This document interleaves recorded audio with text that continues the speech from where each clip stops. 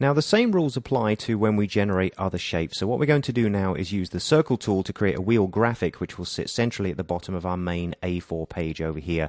So I'm just going to close up these palettes. In fact, let's just double click over to our A4 sheet whilst we are here and close down artboards.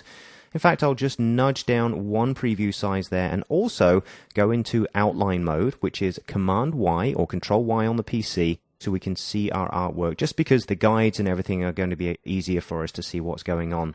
Now we're going to come up to the tear off tools here and we'll select our circle tool, or our ellipse tool as it's called. It's not a circle until we tell it to be. And what we're going to do is position our cursor centrally at the bottom. Now you can see these green guides that are coming up. These are these wonderful smart guides that we've already seen a little bit in action here. And we're going to use that to position ourselves dead center at the bottom of our A4 page, okay? Now, bear with me here. What we're going to do is click and drag, so don't let go of your mouse. Click and drag upwards and you'll see that your shape is being drawn from, in this case, the bottom left. If you move over this side, it's going to be bottom right. Well, a couple of extra shortcuts we need here. First is to hold down the Shift key as well, and that will constrain us to an exact, precise circle. Same thing applies with rectangles, bear that in mind. You can draw squares by holding down the Shift key. But importantly, we want to draw out from the center. So as well as your Shift key, hold down your Option key or the Alt key on the PC, and you'll see that that now constrains not only the shape and size of the circle, but forces it to draw out from the center. And that's exactly what we're looking for here. If our cursor's in the right position to start with, there's no reason that we shouldn't tell our shape to draw outwards from that point. This is pretty cool.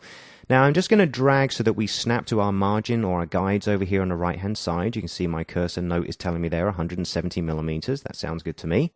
Okay, so we've generated one object. Now do remember that if we move our cursor and we accidentally clicked, we're going to get a dialog box for another one. Okay, that's cool in itself.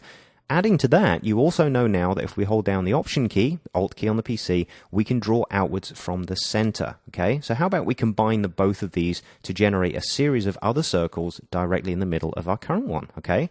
Let's move the cursor down, drop it dead into the center so we can see it says center. Hold down your Option key, your Alt key on the PC again, and simply click to bring up the dialog box. You're able to pre-specify the size, but now it will do that from the center.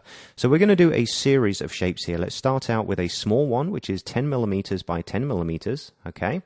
Position the cursor in exactly the same place. Again, Option click to bring up the dialog box.